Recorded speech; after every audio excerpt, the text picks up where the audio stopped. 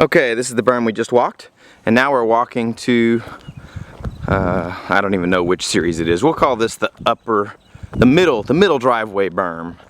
So I use big logs here to help keep people out because I'm not a big fan of having people come onto the property. We live in Texas. We like our private property here. Anyway, this berm catches water. This whole area gets saturated, and there is standing water here, but it rapidly soaks into the ground. You can see I've got lots of wildflowers coming up. I added a tremendous amount of mulch here. I really haven't had a chance to spread it out the way I would like, but it's a work in progress. Here's an area that had so many wildflowers on it that I did not want to pile the mulch quite yet. And you can see this is a hugelkultur.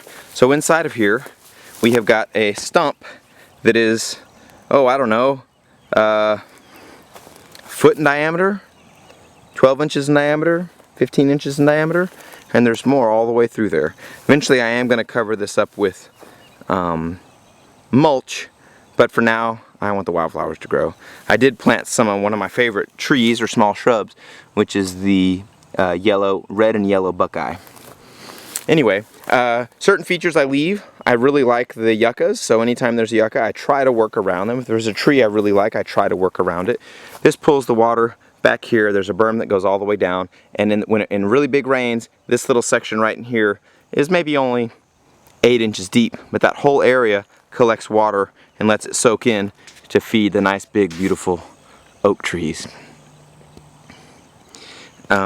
Prior to this spring, the water would go and discharge over close to a telephone pole.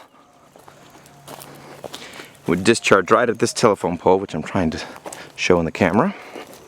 Okay, would discharge right at that telephone pole, bing, and go down and flow into a pond, but I'm actually going to pull it through the property, and I came out with a laser level, so it's going to be pulled all the way back right almost to the road. Just, if you see that juniper tree right in the middle of the frame, it's basically going to be pulled all the way back to that juniper tree, and that juniper tree is only about 2 feet lower than the berm where it pulls it off the road.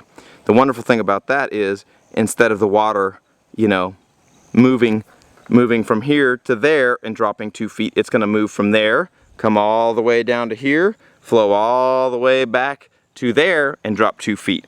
So instead of being, a 20% slope, it's going to be a 1% slope or a 2% slope, and that really is going to help spread the water out. Also, instead of flowing fast over 20 square feet of land, it's going to flow slow over 400 square feet of land, or maybe more. Well, actually, with this pond here, it might be 4,000 square feet of land. You can also see the leaves. We're sitting here, and they've got some caliche dust on them, so I know this whole area ponded up in here. I planted it with some different grains and grasses, non-native, but they were cheap, and they'll help me hold the soil in place, and they'll give the deer something to eat so they're not eating my very expensive wildflowers. Okay, heading to the next berm. Over and out.